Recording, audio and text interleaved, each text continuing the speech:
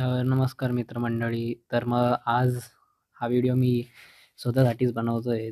जर कोणी बघितलं तर ठीक आहे, चांगलंच आहे. नाहीतर मग तसं पण मला काही यूज नाही यार. कारण की ना मी हे स्वतःसाठी करतोय, बरोबर. माझं म्हणजे असं म्हणणं आहे आणि माझा हाच प्रयत्न आहे या व्हिडिओज थ्रू, की आपण कारण की ना माझ्यासारखे बरेच पोरं आहे, ओके. आणि त्यांना खूपच प्रॉब्लेम होतो.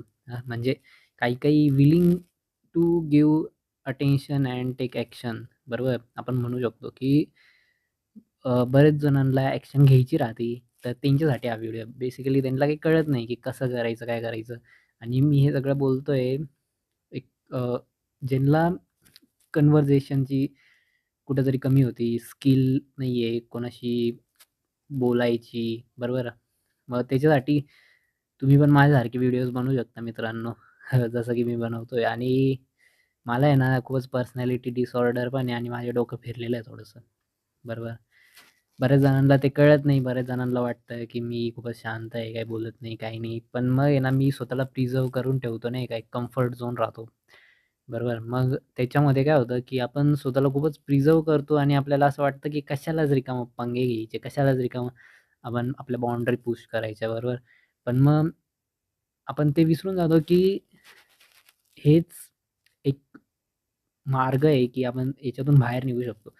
जर आपण कोणाशी कन्व्हर्सेट जरच नाही म्हणजे करूच नाही पाहिलो, मग काय फायदा? बरोबर आहे. आणि आपल्याला काही त्रास आहे, नाहीतर काही पण आहे, बरोबर. नाहीतर आपल्याला काही त्यांचं पटत नाही आहे, तरी पण आपल्याला बोलायचं आहे. तर आपण बिनधास्त बोलून द्यायचं, बरोबर. तर त्याचं मागचं कारण हेच आहे, की मी असे व्हिडिओज बनवतोय आणि हा व्हिडिओ मी स्वतःसाठीच चालू केला आहे ॲक्चुअली. तर असा विषय झाला माझ्यासोबत, की मी एक चुकी केली मित्रांनो, की माझ्या भावाला आहे ना, आज सकाळी गाडी लागत होती, बरोबर. तर मी त्याला दिली नाही आणि बेसिकली खूपच पाऊस चालू आहे. तर मला खूपच रिग्रेट होतोय आज. आणि काय माहिती मला हे पहिले जाणवलं नाही, पण आज खूपच ते महत्त्वाचं एक्सपिरियन्स भेटला आहे. आणि आज मला ते जाणवतंय मधून, की जर का आपल्या स्वतःकडे नाही आहे आणि आपण इकडे-तिकडे भटकतोय, तर गाडीचं खूपच महत्त्व आहे, राईट. आणि ज्यांच्याकडे नाही आहे ते रिलेट पण करू शकतील. तर माझ्या भावाला गाडी लागत होती, ठीक आहे. आणि मी दिली नाही. तर मग आणि मी त्याचं अजून वरतून डोकं पण खूप खाल्लं. रिकामं खाल्लं म्हणजे त्याचं काही कारणच नव्हतं तरी पण खाल्लं. तर आता मी त्याला डायरेक्ट असं सॉरी म्हणायला पाहिजे, पण मग काय माहिती माझ्याकडनं होईल नाही होणार ते नाही माहिती. पण मग त्याच्यामुळेच मी असे व्हिडिओ बनवतो येड्यावानी आणि टाकत राहतो.